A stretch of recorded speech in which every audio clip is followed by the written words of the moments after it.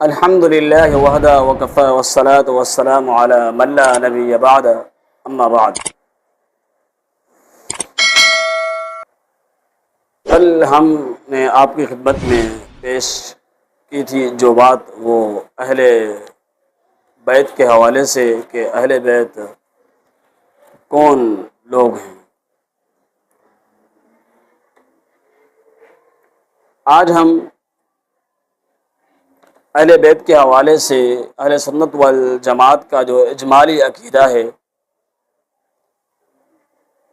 جو ان کا متفقہ عقیدہ ہے اہل سنت والجماعت کا، مرد ہو یا عورت ہو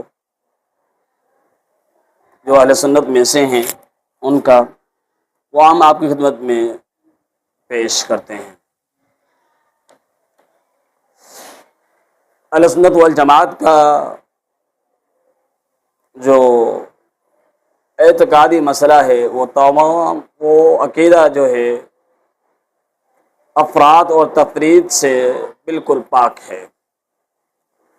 اس میں نہ کوئی زیادتی ہوتی ہے نہ کمی۔ اہل بیت کے بارے میں بھی ان کا عقیدہ صاف ستھرا ہے۔ وہ جناب عبد المطلب کی نسل میں سے ہر مسلمان عورت، مرد ہو یا عورت، دونوں سے محبت رکھتے ہیں۔ اسی طرح آپ کی تمام ازواج مطہرات سے بھی عقیدت رکھتے ہیں، یعنی نبی صلی اللہ علیہ وسلم کی ازواج مطہرات سے بھی اہل سنت والجماعت عقیدت رکھتے ہیں۔ اہل سنت کے تمام اہل بیت سے محبت رکھنے والی ایک جماعت ہے۔ سب کی تعریف بھی کرتے ہیں اور ان کو اسی مرتبہ پر فائز کرتے ہیں جس کے وہ مستحق ہیں۔ اس میں عدل اور انصاف کو ملحوظ رکھتے ہیں، ذاتی جذبات اور تحفظات کی طرف دھیان نہیں دیتے، بلکہ وہ اس شخص کی فضیلت کا اعتراف کرتے ہیں جسے اللہ تعالی نے نسب کی فضیلت کے ساتھ ساتھ ایمان کی فضیلت سے بھی نوازا ہے۔ پھر اس کے ساتھ اہل بیت میں سے جو شخص صحابیت کا شرف رکھتا ہے، اس سے وہ صحابی ہونے کی بنا پر مزید عقیدت رکھتے ہیں۔ ان کا یہ عقیدہ نسب کے تابع ہے، نسب ایمان، یعنی وہ نسب جو ایمان کے ساتھ ہے، اس نسب کے ان کا یہ عقیدہ تابع ہے۔ اہل بیت میں سے جسے اللہ تعالی نے دونوں شرف عطا فرمائے ہیں، وہ دونوں لحاظ سے افضل ہیں، لیکن اللہ تبارک و تعالی نے جسے ایمان کی توفیق نہیں عطا کی، اسے نسب کی فضیلت کا کوئی فائدہ نہیں ہے۔ جیسے اللہ تعالی نے کلام مجید میں فرمایا کہ ان اکرمکم عند اللہ اتقاکم، تم میں سے زیادہ معزز وہ ہے جو اللہ تعالی سے زیادہ ڈرتا ہے۔ نبی علیہ الصلوۃ والسلام کی ایک حدیث ہے، امام مسلم رحمۃ اللہ علیہ نے اپنی صحیح کے اندر نقل فرمائی ہے۔ سیدنا ابو ہریرہ رضی اللہ تعالی عنہ حدیث کے راوی ہیں، فرماتے ہیں کہ جس شخص کے عمل سست ہوں، اس کا نسب اسے آگے نہیں بڑھا سکتا۔ یعنی ایسا کوئی شخص ہو اللہ کے رسول کے خاندان میں سے، قبیلے میں سے کوئی شخص ایسا ہے آپ کی نسل میں سے جو سست عمل کے لحاظ سے سست ہے، تو وہ جو عمل کے لحاظ سے سست ہے، تو لہذا جو نسب ہے وہ نسب اس جگہ پہ اس کو فائدہ نہیں دے سکتا، یعنی اس کو آگے نہیں بڑھا سکتا۔ حافظ ابن رجب رحمۃ اللہ علیہ اس حدیث مبارکہ کی تشریح اس طرح کرتے ہیں، اس حدیث کا مفہوم یہ ہے کہ وہ فرماتے ہیں کہ اس حدیث کا مفہوم یہ ہے کہ یہ در حقیقت عمل ہی انسان کے درجات آخرت میں بلند کرتا ہے، یعنی انسان کا عمل ہی اس کے درجات کو آخرت میں بلند کرے گا۔ جیسے اللہ تعالیٰ کا فرمان ہے وَلِكُلٍّ دَرَجَاتٌ مِّمَّا عَمِلُوا، ہر شخص کو اس کے اعمال کے مطابق درجات ملیں گے۔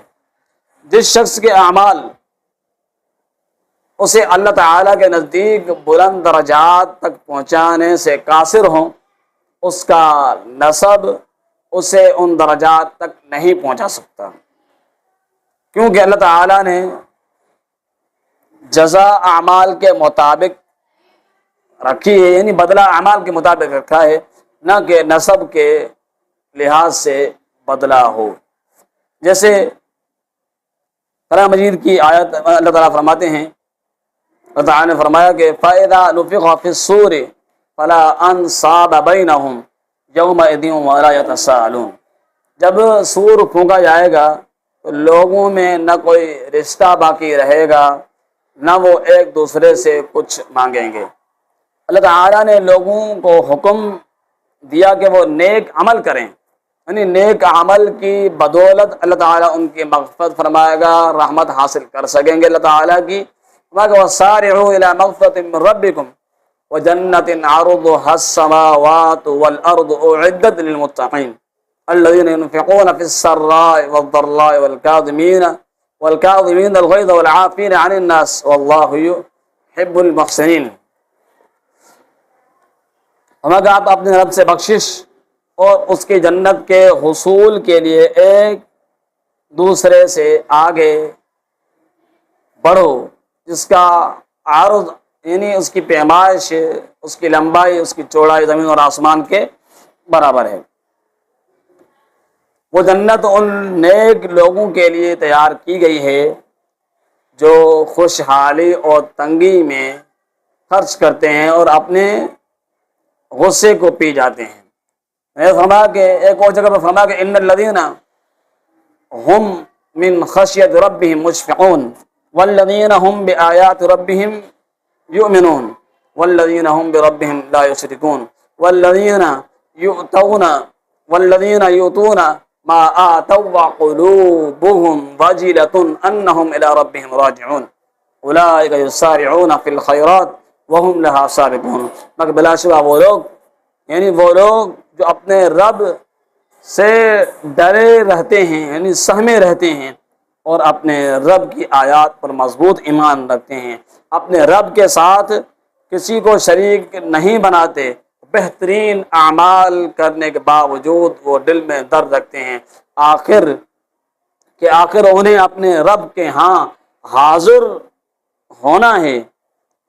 یہی لوگ اور یہ لوگ نیکیوں میں لگے رہتے ہیں، نیکیوں کی کوشش میں ہوتے ہیں اور سب سے آگے نکل جاتے ہیں۔ پھر انہوں نے بہت سی آیات ایسی نقل فرمائی ہیں جو نیک اعمال کی طرف ابھارتی ہیں۔ یعنی ان دلائل سے یہ بات معلوم ہوتی ہے کہ جناب محمد رسول اللہ صلی اللہ علیہ وسلم کی محبت بھی تقوی اور نیک عمل سے ہی حاصل ہوتی ہے۔ پھر آخر میں انہوں نے امام رجب رحمۃ اللہ علیہ نے عمر بن عاص کی صحیحین میں یہ حدیث بھی ذکر فرمائی ہے۔ وہ کہتے ہیں کہ میں نے نبی کریم صلی اللہ علیہ وسلم کو فرماتے ہوئے سنا ہے،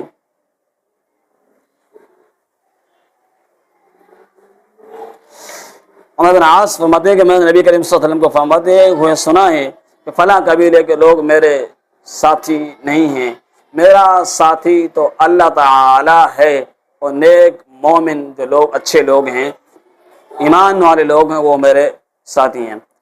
اس فرمان نبوی سے یہ بات صاف ظاہر ہوتی ہے کہ آپ کی محبت بھی قریبی نسب اور خاندان کی بنا پر حاصل نہیں ہوتی، بلکہ ایمان اور عمل صالح پر حاصل ہوتی ہے۔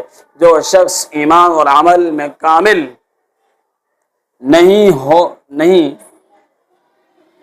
تو وہ آپ کا، یعنی ایک شخص ایمان اور عمل میں کامل نہیں ہے تو وہ آپ صلی اللہ علیہ وسلم کی محبت کو حاصل نہیں کرتا، اور جو شخص ایمان اور عمل میں کامل ہے تو وہ شخص آپ کا زیادہ قریبی ہے، خواہ اس کا نسب آپ سے ملتا ہو یا نہ ملتا ہو۔ آخر میں حافظ ابن رجب رحمۃ اللہ علیہ بیان کرتے ہیں کہ ایک شاعر اسی مفہوم کو یوں بیان کرتے ہیں، کہتے ہیں لعمرک مل انسان الا بدینہ فلا تترک التقوی اتکالا علی النسب لقد رفع الاسلام سلمان فارس وقد وضع الشرک النصیب ابا لہب۔ اللہ تعالی تیری عمر دراز کرے۔ انسان کا مرتبہ اس کے دین سے معلوم ہوتا ہے، لہذا نسب و خاندان پر اعتبار کرتے ہوئے نیکی اور تقوی سے غافل نہ ہوں۔ اللہ تعالی نے حضرت سلمان فارسی رضی اللہ عنہ کے درجات کو بلند کیا، مگر شرک کی بنا پر شرک کی بنا پر آپ کا ہم نسب ابو لہب جو ہے وہ ذلیل ہو گیا۔ تو یہ اہل بیت کے بارے میں اہل سنت کا اجمالی جو عقیدہ ہے وہ ہم نے آپ کی خدمت میں دلائل کے ساتھ پیش کیا ہے۔ اللہ تعالی ہم کو اہل بیت کے حوالے سے صحیح معنی میں معلومات، اللہ کے پیغمبر کی احادیث اور کون اللہ کے پیغمبر کے اہل بیت میں شامل ہو سکتا ہے اس کے حوالے سے درست معلومات سمجھنے، پڑھنے اور اس کا علم حاصل کرنے کی توفیق عطا فرمائے۔ والسلام علیکم ورحمۃ اللہ وبرکاتہ۔ اگر آپ ہمارے چینل پر نئے ہیں تو چینل کو لائک کریں، سبسکرائب کریں اور آگے شیئر کریں تاکہ یہ دینی کام اور دینی معلومات لوگوں تک درست طریقے سے پہنچ سکے اور اس حق کی ترویج اور تبلیغ ہو سکے۔ والسلام علیکم ورحمۃ اللہ وبرکاتہ۔